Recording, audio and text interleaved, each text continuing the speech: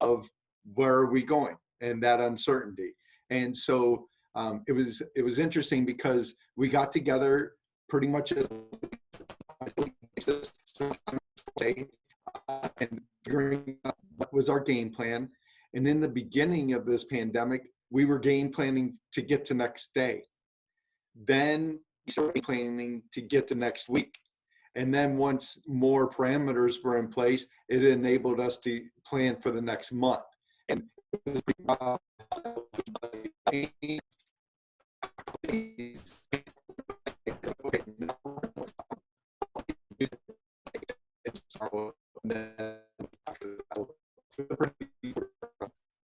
got it. Your audio is breaking up just a hair. Not a big deal. It might be your bandwidth.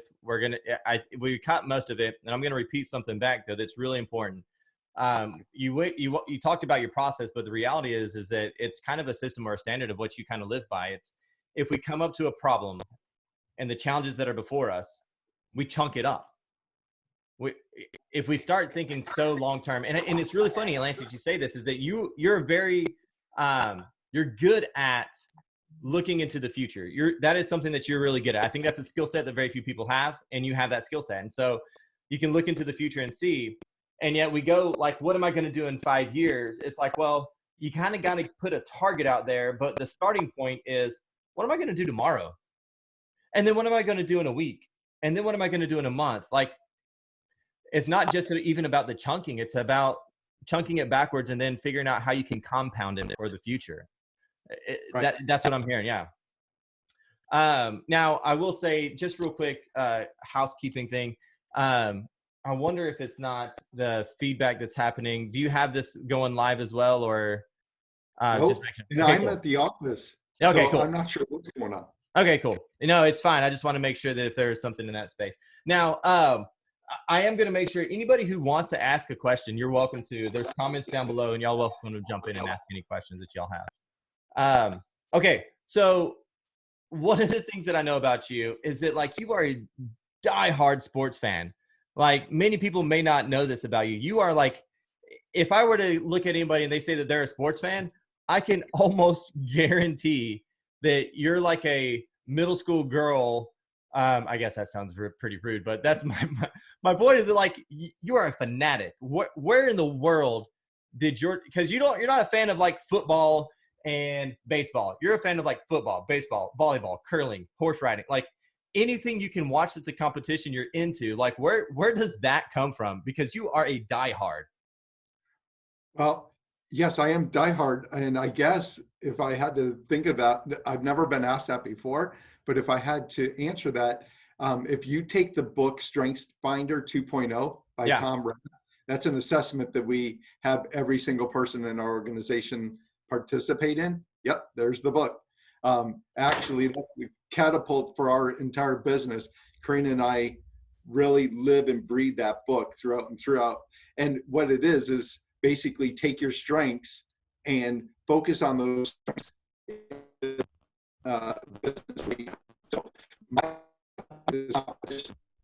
So maybe that's one of the things. So yeah. You're on my speakers. You're very competitive, man. I love it. Now, okay, so your journey, obviously, to get into real estate was just riddled with like movement. There was a lot of things that you were doing in the process of getting to the space. It's like you didn't go out and go, I'm going to conquer real estate. It's real estate kind of happened to you to an extent. What are some of the steps along the journey that you found that were really life-changing experiences for you? Hold on one second. I'm going to admit, I see what you're doing here. Okay. I'm going to see if that'll work any better. Okay. Beautiful face there. Can you hear me any better now? I can actually. There. Now, can you hear me any better? Yeah. Perfect.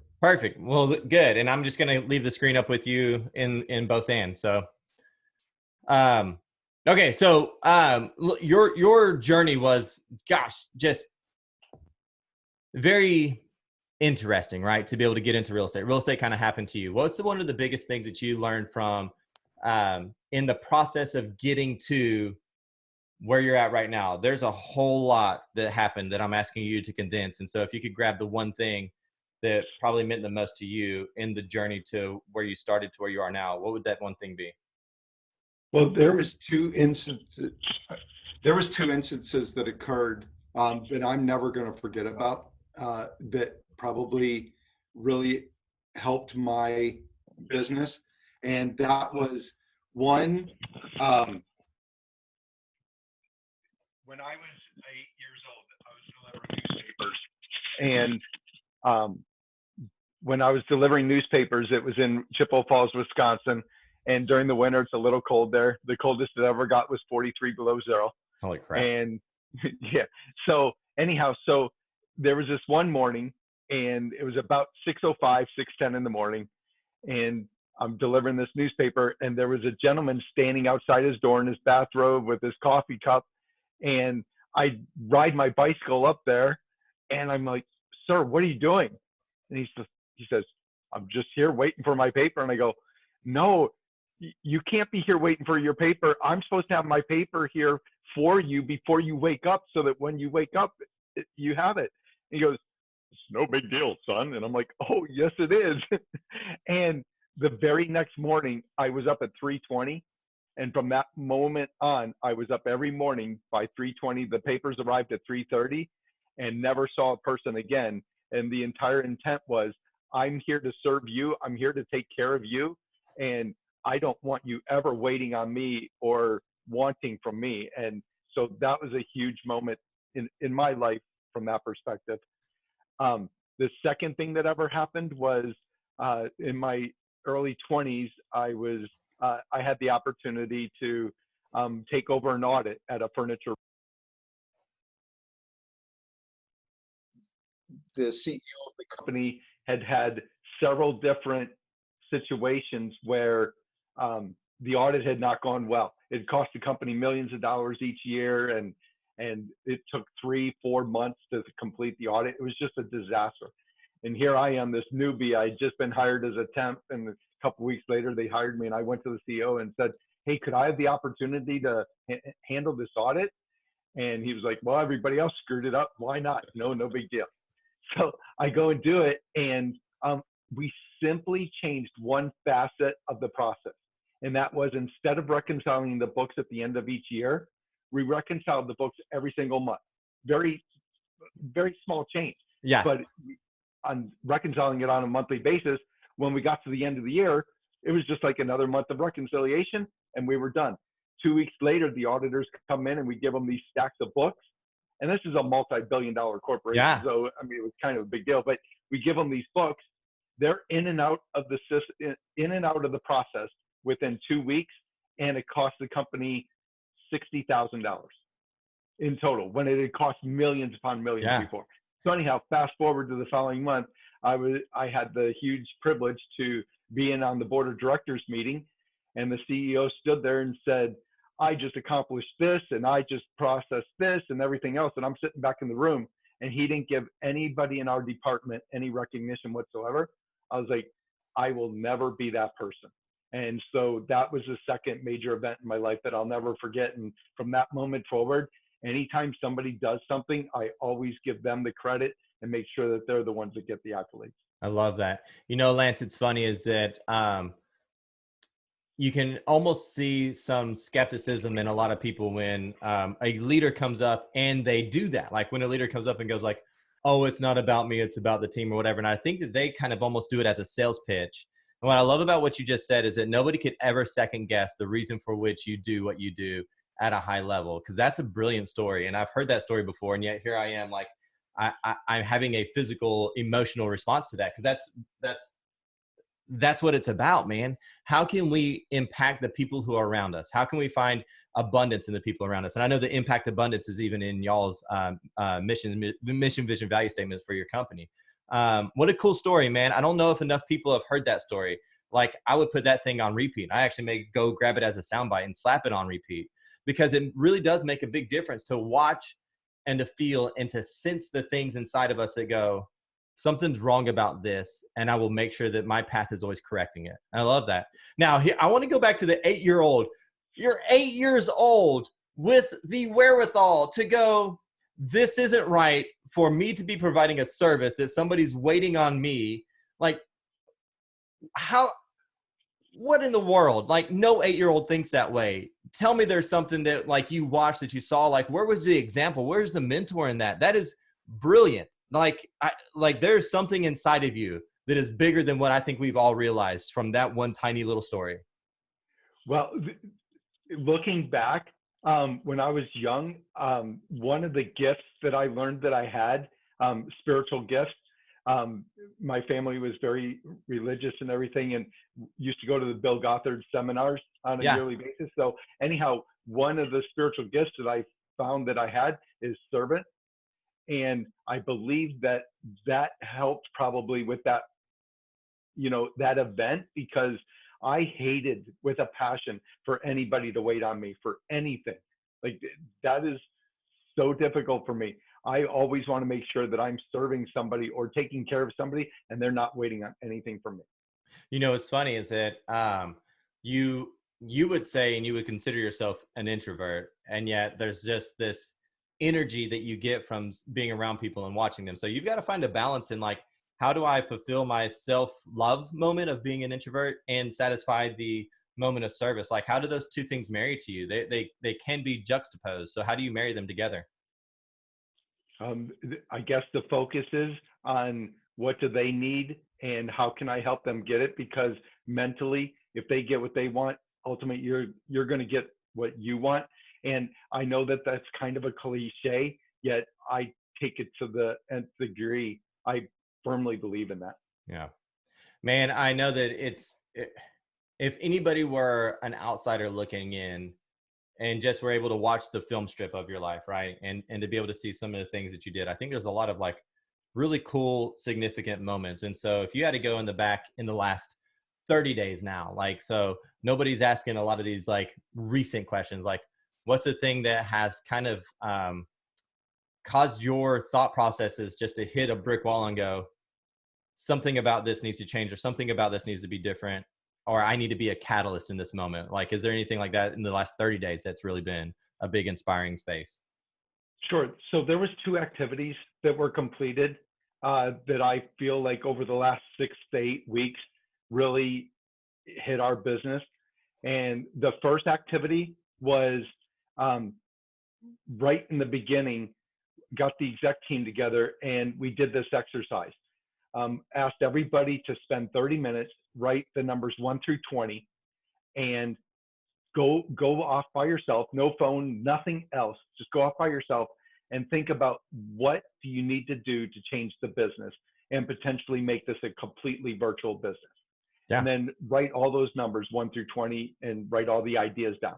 Obviously 1 through 5 is real easy. You can come up with easy ideas. 6 through 10, it gets a little more difficult. The 10 through 20 is where those gold mine ideas were. So anyhow, asked them to do that.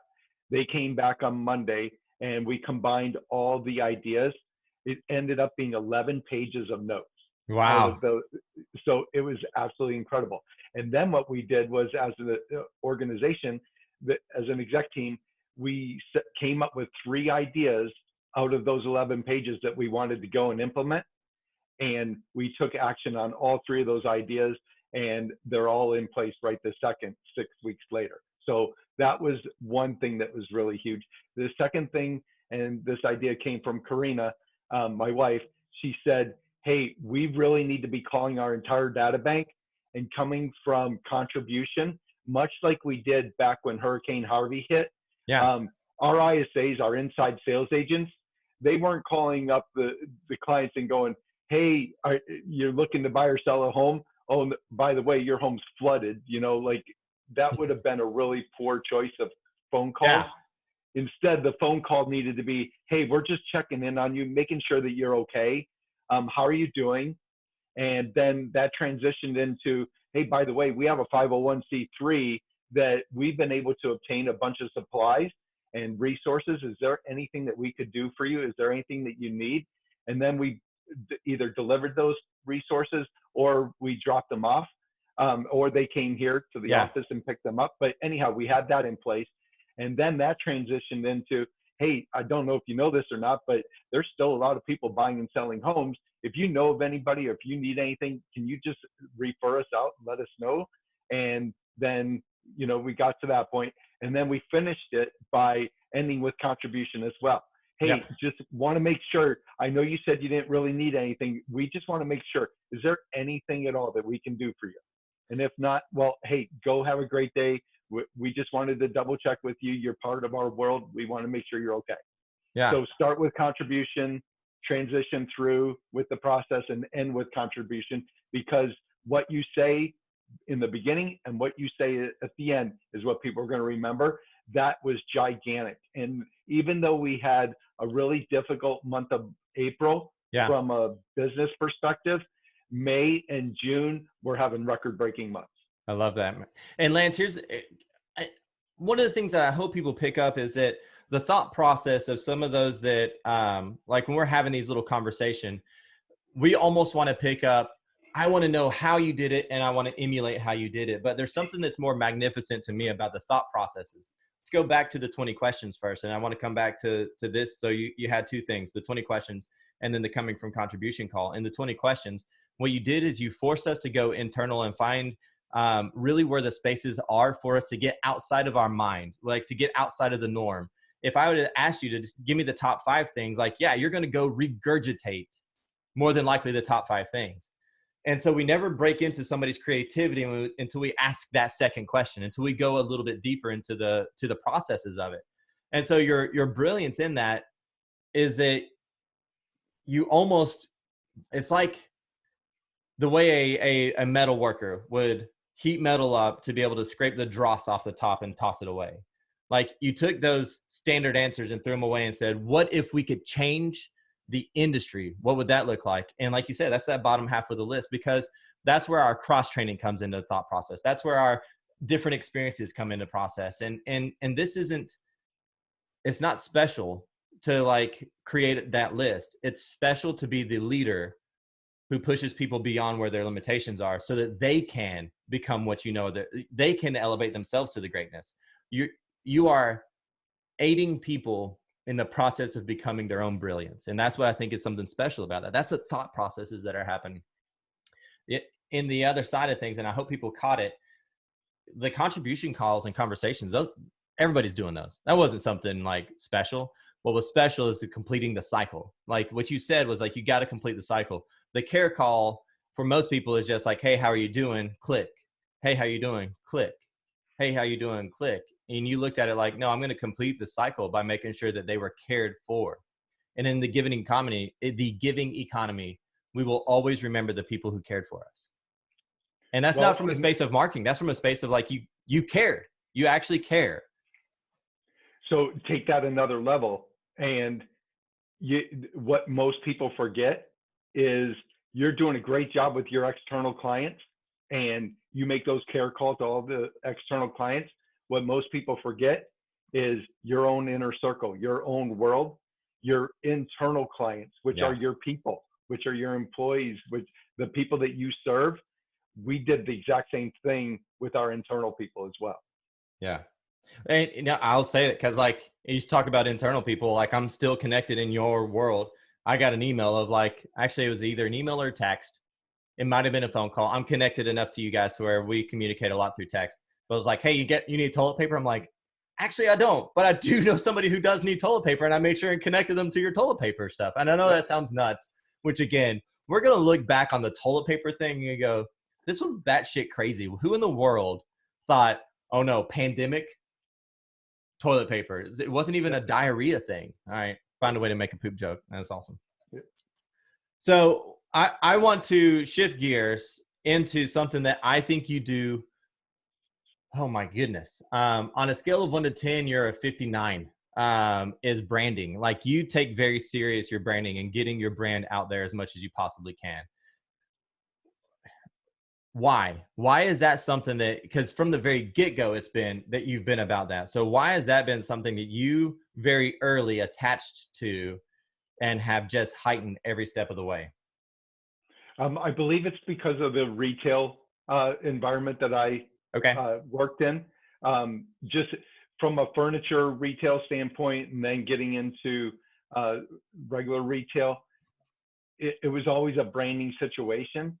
Then when we had our own business, we wanted to brand ourselves, but I think the one thing that we were adamant about doing when we branded ourselves was doing it in a professional manner. Like there's people that make jokes about their branding and they have these little catchphrases and things Yeah. like that. We were so adamant that everything that we were doing was going to be professional, because we were entering into an arena in the real estate world that it's not looked at, in my opinion, as a professional business. And ultimately, our goal at the end of the day, at some point in time, somebody's going to say doctors, attorneys, real estate agents, all in one breath from a business professional standpoint. And I can't wait for that day. And our whole job and mission is to elevate this industry in such a manner that everybody looks at that way. So when we've branded, and yes, we branded pretty much everything, it's with that mentality in mind the entire time. You know, so one of the things that like I just immediately thought of is you've taken the whole thought process that's out there, you know, the cliche phrase of like, don't dress for the job you have, just for the job you want. Like you dressed your business from the very get-go from the expectations that you wanted to set for the industry. Like, yeah, that's pretty bold. Like you didn't have a business when you started this, and that was still an important piece of that. So that's the thing that I look at is that a lot of people start and they want to just go. And I had a conversation yesterday with a few agents on farming. And if you're not familiar with farming, because I know that some people are not in real estate, farming is essentially going out into a neighborhood or a specific area and being purposeful about my activities to gain market share from that particular space. Like, and the goal, speaking of retail, the goal is to have a 15% market share, because that seems to be a bit of a tipping point, at least in retail world. So farming, having the conversation with farming, so many people, agents, jump up and go, I'm excited about real estate. I'm going to go do it. I'm going to farm this neighborhood. And they don't look at any of the data. They don't explore any of the conversations. They don't see any of the stuff that's happening around it to understand, like, is this worth my investment in time? Like, you had a lot of really interesting moments of, I have to think about where I'm going with this thing. Otherwise, my activities are going to be for naught. And I think it's really important for people to listen to what you just said. And that from the very beginning, I wanted to be the person that impacted my industry, not that made an income, that impacted my industry. I think our activities change, our motivations change, our desires change when we think about it that way.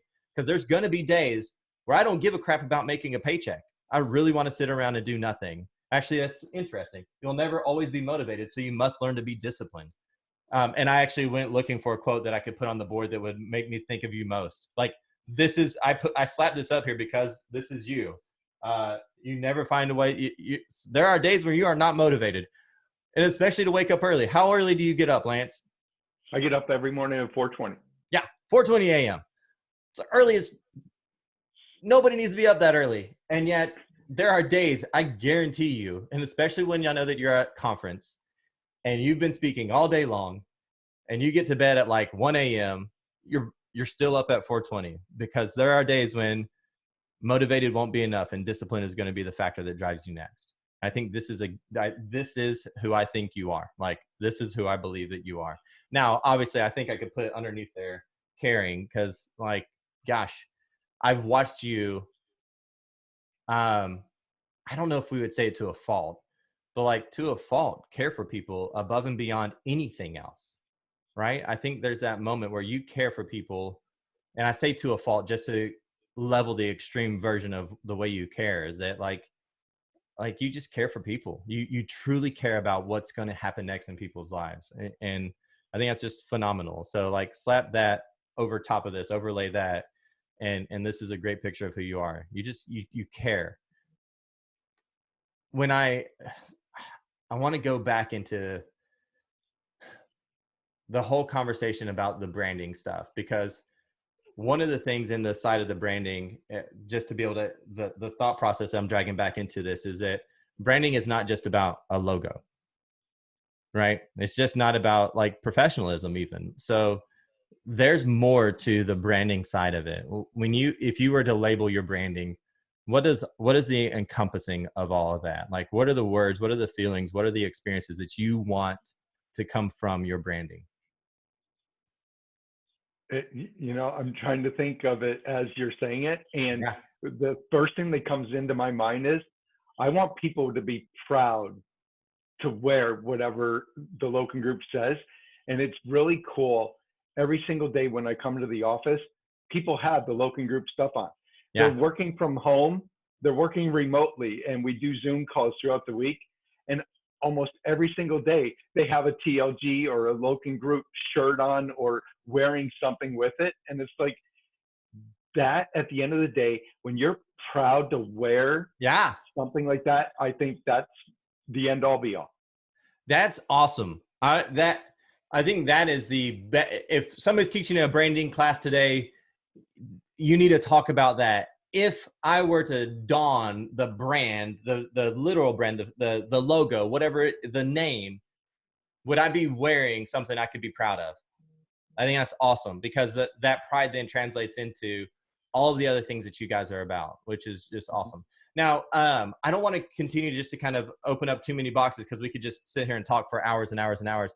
I want to make sure in your world right now. So, what are the things that the causes, the things that you're championing that, like, now we got an opportunity for people to tune in, to listen to what's happening, to have the conversation with you and I. Nobody's asking any questions. They might pop up here in a little bit. But I want to give you the audience, the platform, the stage to be able to talk about the things that mean the most to you right now. Like, so what causes are you championing? What's happening in your world? You've got the stage now. It's yours to kind of like free for all what it is that you would love to be able to put out into the world today. Right this second, I mean, we're focused on two things. And one is making sure that we're taking care of our community, making sure that we're taking care of our business in this current situation. The end goal and the end goal of the Loken Group, right this second, is that 15% market share of the entire Houston metropolitan area. And there's 7.5 people that cover 8 counties. Yep. From a business perspective, that is.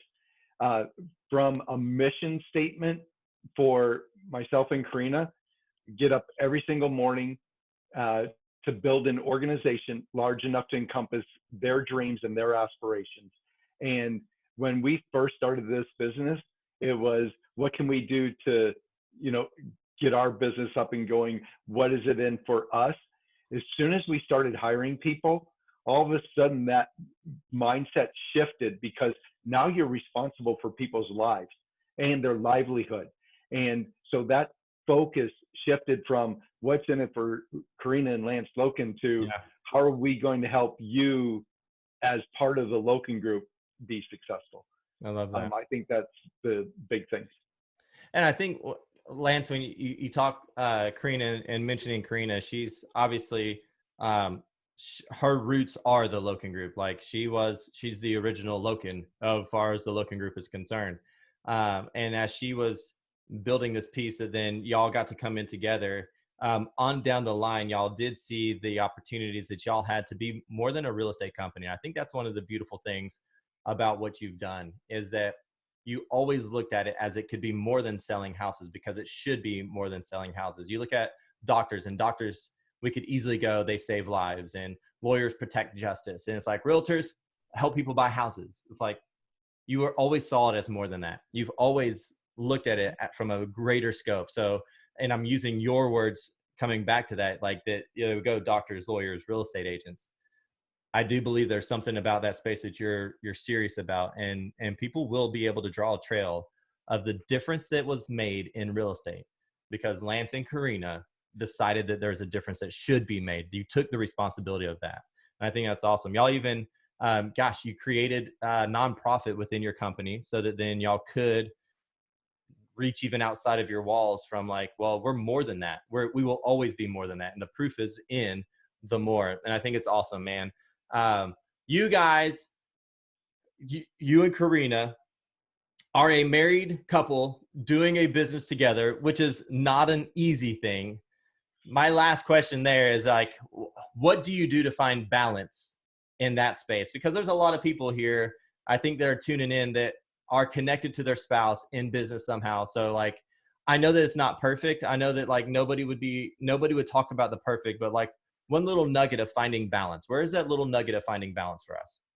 You're asking the wrong person. Yeah. Karina and I are both high D personalities, and we fight and argue and have conversations on a daily basis. But it's also because we're so passionate about this world and about this business. So I'm not sure that there will ever be a work-life balance. At the end, though, you have to be steadfast, and you've got to show respect all the time in whatever you do. And I think that's by far and away the biggest thing that's helped us get through today. I like it. Steadfast and respect. I think we can take that today and put that into practice. Be steadfast. And there's obviously, like, if I'm thinking about my marriage, there's a steadfast moment that's got to go back to my vows. Steadfast and respect, so that then we can continue and not just go crazy battling each other. We can move together. I like that, Lance. I like that a lot. All right. Well, man, I appreciate it so much. Like, gosh, I'm telling you, my enlightenment today is that, like, that 8-year-old boy story, like, and I've heard it before, but putting into the context of stepping away from it using as an analogy story or anything like that, but just coming into the space of it's a story of who you are. I'm like, who in the world are you? And I think it's awesome. And I love that you said it's a spiritual gift to be able to go into that service process, because I think there is always something bigger, something better, something that's pushing us to drive into those spaces. And I love that you said that. I love that you brought light to that today. So I appreciate that, man. All right. Hey, go be amazing today. Like, hold your camera, make sure everybody can see you. There we go. Get that bad boy flashing. How many things, literally right now, last thing, how many things within arm's reach have your logo on it? Oh, probably 15 to 20. I mean, my mission, or the Loken Group's mission statement is right here: to inspire a positive, lasting impact. Doesn't say a word about real estate. Got my socks have the Loken Group on them. The calendar in front of me is the Loken Group calendar. Our GPS for the year, our goal, priority, and strategies is right here. So the back of your computer. Yep. Yeah, you might even have it tattooed on your inside of your lip. Yeah. All right, man. I appreciate you very much. So, My all right, pleasure. go be amazing. Thank you. Have a great day. We'll see you. Bye-bye.